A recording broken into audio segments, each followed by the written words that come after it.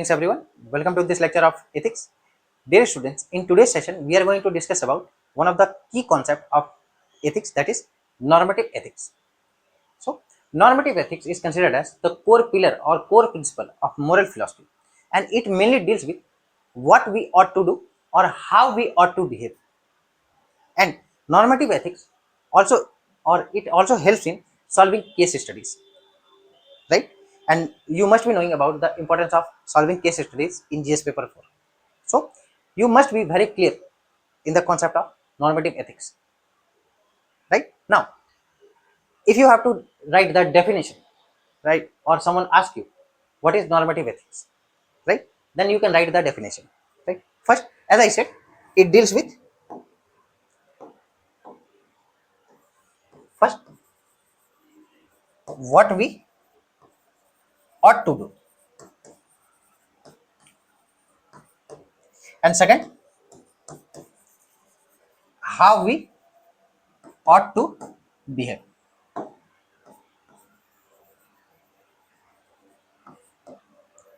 Right now, if you have to write the definition, what is the definition of normative ethics? So you can write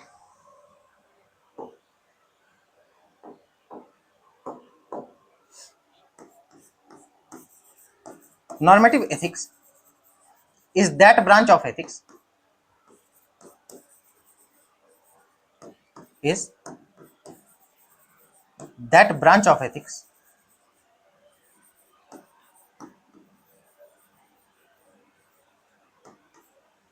which lays down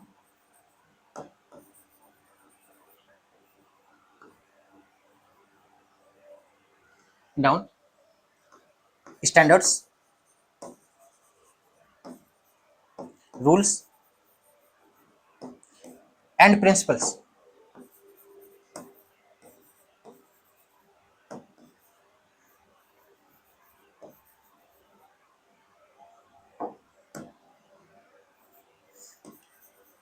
to judge human actions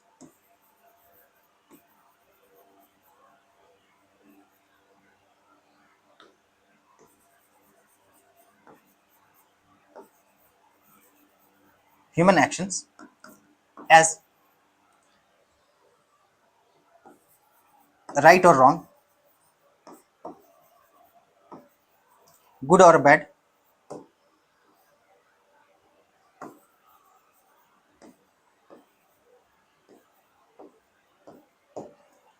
moral or immoral.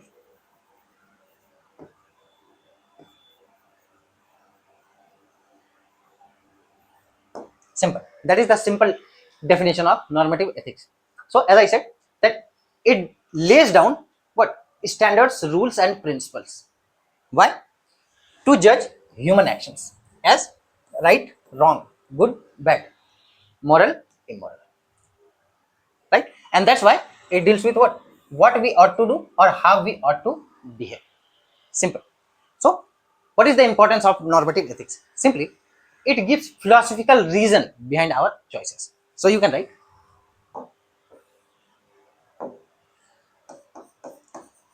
normative ethics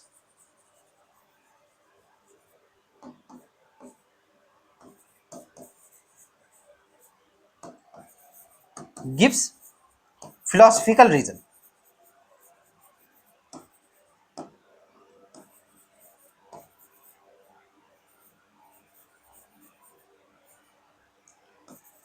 behind our choice, behind our choices, choice or choices, right? Simple.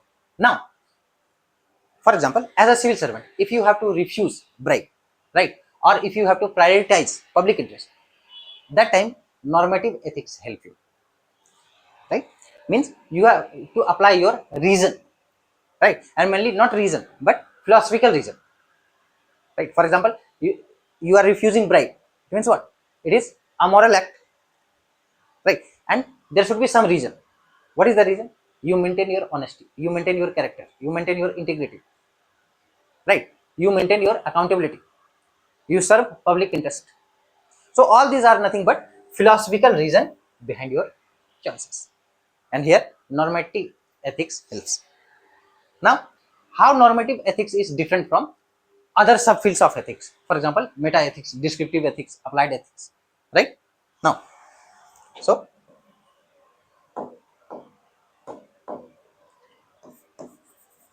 how normative ethics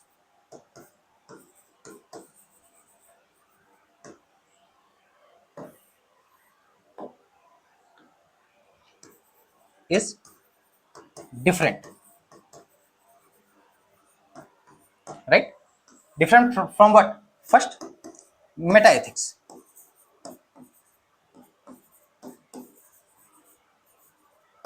Second, second that is called descriptive ethics, and third, applied ethics.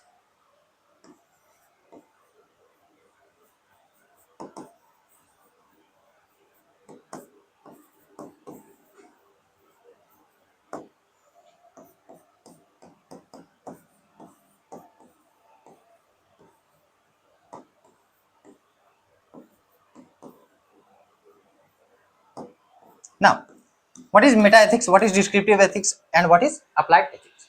So simply, in meta ethics or meta ethics analyzes meaning of moral terms, right? So simply you can write that meta ethics analyzes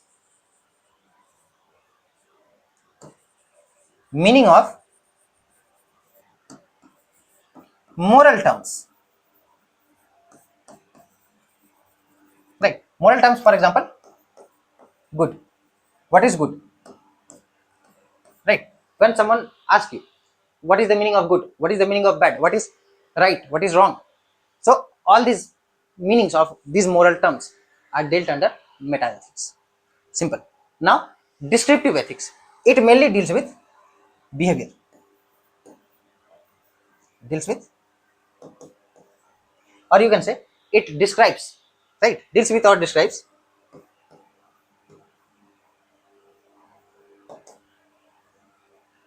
behavior,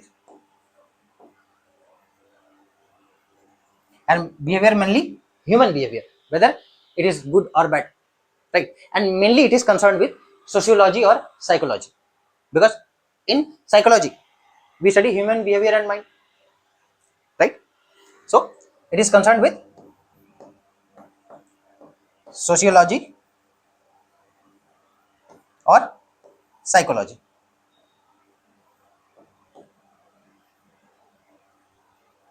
Simple. Third, applied ethics. So here you apply what? The practical issues, practical or real life issues. So mainly applied ethics deals with practical or real life issues, right?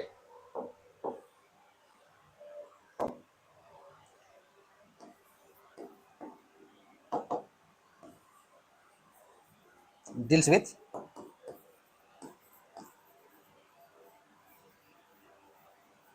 practical or real life issues, right? Example,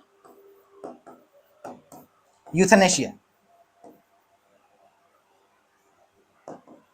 abortion, right? All these are nothing but practical or real life issues, practical or real life challenges. So when you have to study the practical or real life issues, you have to study applied ethics, right? Descriptive ethics deals with or describes behavior. Meta ethics analyzes meaning of moral terms, what is good, bad, right, wrong, moral, immoral, right? Simple. So now you have to understand that these subfields of ethics, whether it is meta ethics, descriptive ethics, or applied ethics, their foundation lies in normative ethics. So normative ethics is the foundation of these subfields of ethics, right? So here I am writing normative ethics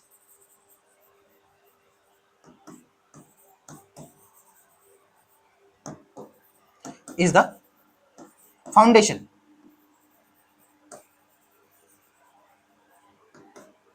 of what? All these three ethics or three subfields of ethics, whether it is I am writing in short.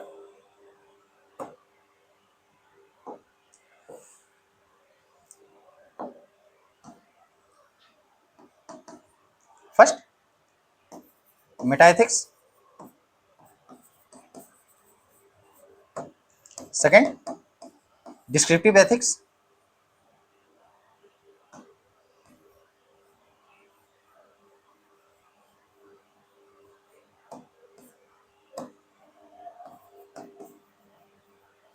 And lastly, applied ethics.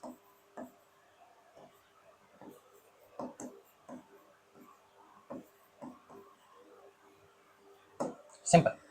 Now, we will see the dimensions of normative ethics. That is very important.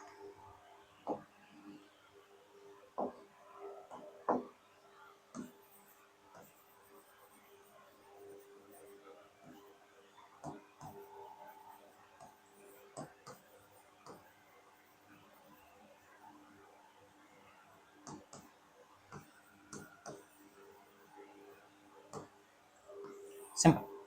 So mainly there are three dimensions of normative ethics. First is called virtue ethics. Second, deontology, that is based on duty based, right? And third, consequentialism, or also called teleology, right? So first,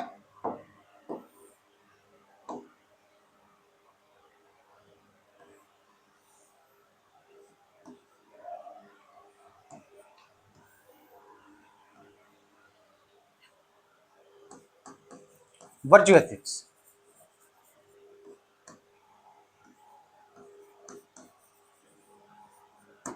Second, deontology.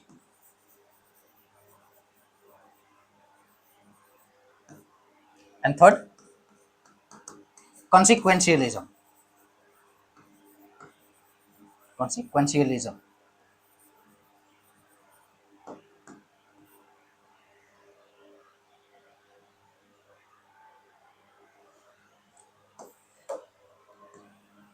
Now, first we will deal with virtue ethics, right? So, what is virtue ethics? Simply, virtue ethics deals with character, right? Here, main focus is character building. Which kind of character? Long-term character building, right? So, it says that rightness or wrongness of an action depends on character, right? It simply says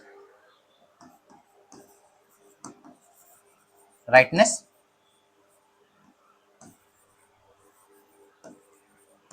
depends on character.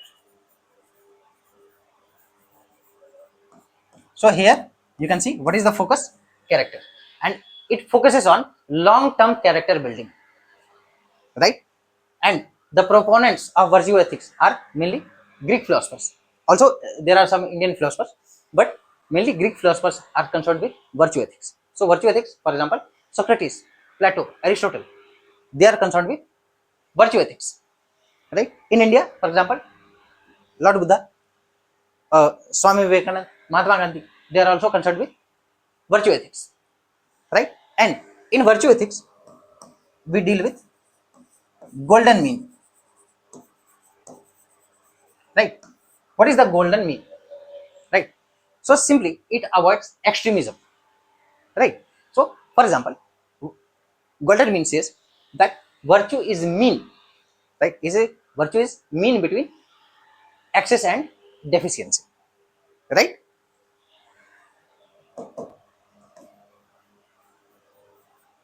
Virtue is mean between excess and deficiency.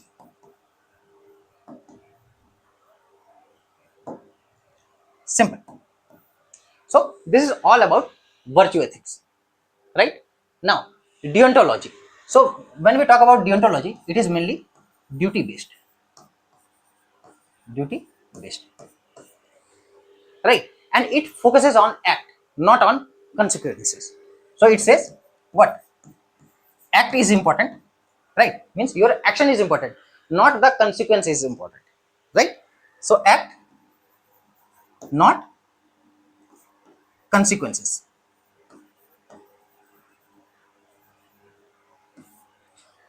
Right, here act is important, right? That's why, as I said, it is duty based, and in duty you have to act. Forget about consequences, right? And what is the basis? Selflessness is the basis, right? Selflessness is the basis.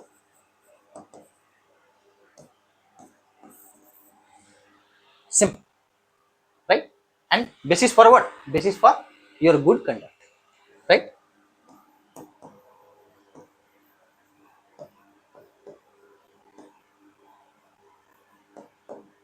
So if you have to, or if you are performing your duty, means what?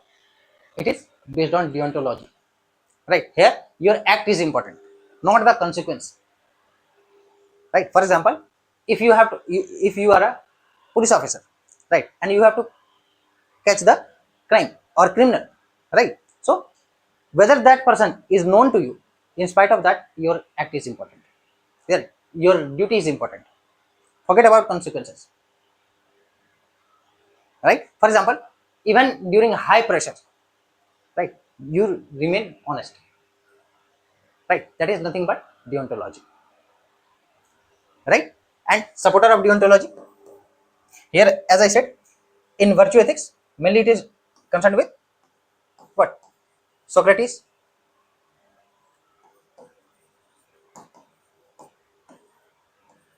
Plato, etc. Indian philosophers also, Buddha, Gandhi. Here, Immanuel Kant,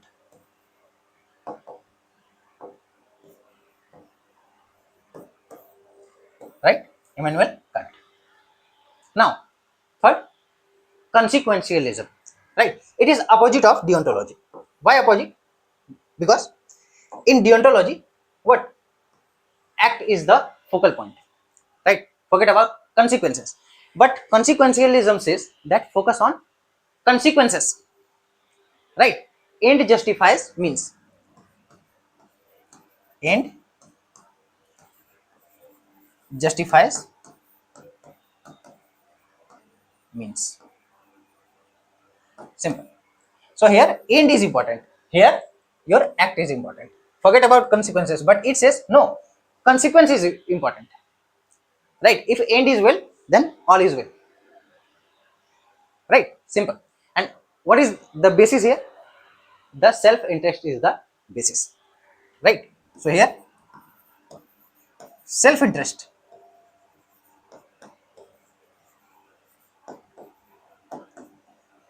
Self-interest is the basis.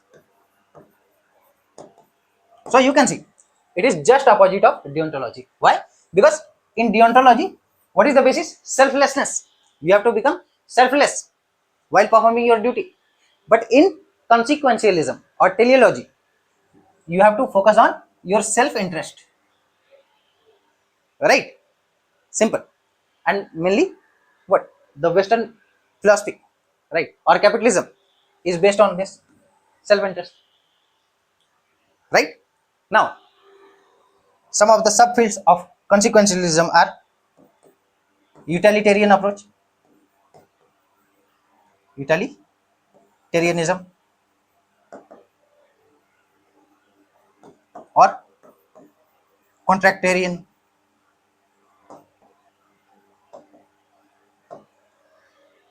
right? So here consequence are important, right? Outcome is important, right? Self-interest is the focus, right? Simple. So all these three are the dimensions of normative ethics. Simple. Now, if you have to see, right, or check how these three, right, whether virtue ethics or deontology or consequentialism fit together, right? Or if you have to give example, what is the best example? So simply,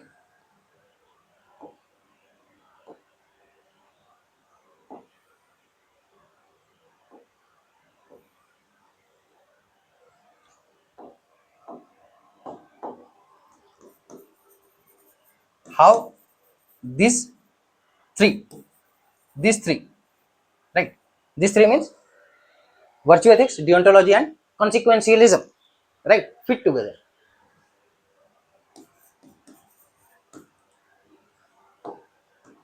Fit together. Simple. That is the question, right? So simply, for example, a civil servant denies or discovers corruption in his or her department, right? Right now, what is the choice in front of him or her? First, here, for example, as I said, I am writing a civil servant